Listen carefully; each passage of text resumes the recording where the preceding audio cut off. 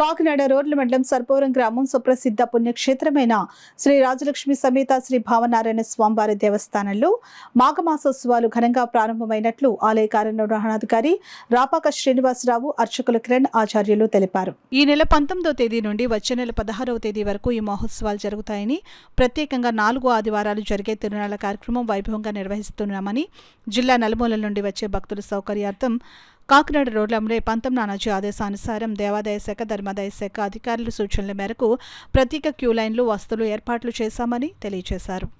ఈ క్యూ లైన్లు 30 రూపాయలు, 50 రూపాయలు, 100 రూపాయలు, 500 రూపాయలు ఉచిత దర్శనం ఏర్పాటు చేయడం. అదేవిధంగా భక్తులకు ఏ విధమైన ఇబ్బందులు కలగకుండా వారికి మంచినీటి సౌకర్యం, పాలు, మజ్జిగ, చంటి పిల్లలకి పాలు, బిస్కెట్లు పంపిణీ కార్యక్రమం చేపట్టడం జరుగుతుంది. ప్రతి ఆదివారం కూడా 4 ఆదివారాలు ప్రత్యేకం.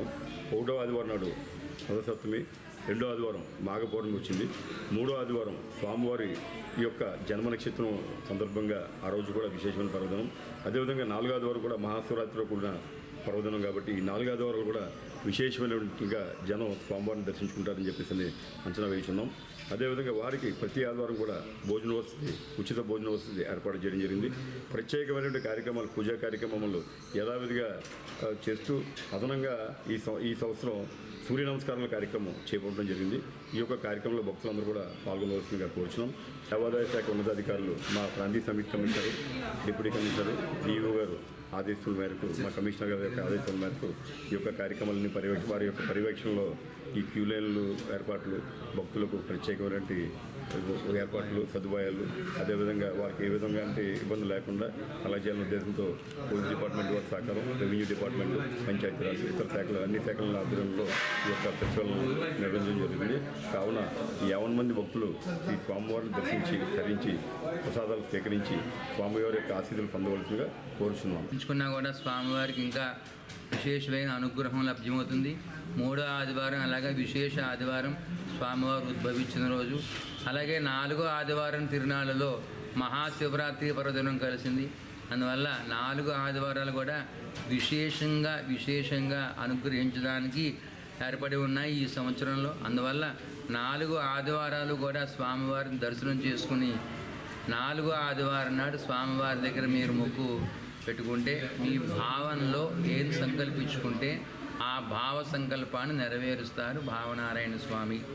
మీరు 4వ ఆదివారం నాడు స్వామి దగ్గర శరణు వేడుకొని మీ భావాన్ని విన్నవించుకుంటే తప్పకుండా మీ భావం నెరవేరుతుంది భావనారాయణ స్వామి వారి సన్నిధానంలో. అలాగే ఈ మాఘమాసంలో విశేషమైన పర్వదినం విష్ణు సహస్రనామ ఉద్భవ అవతార దినం.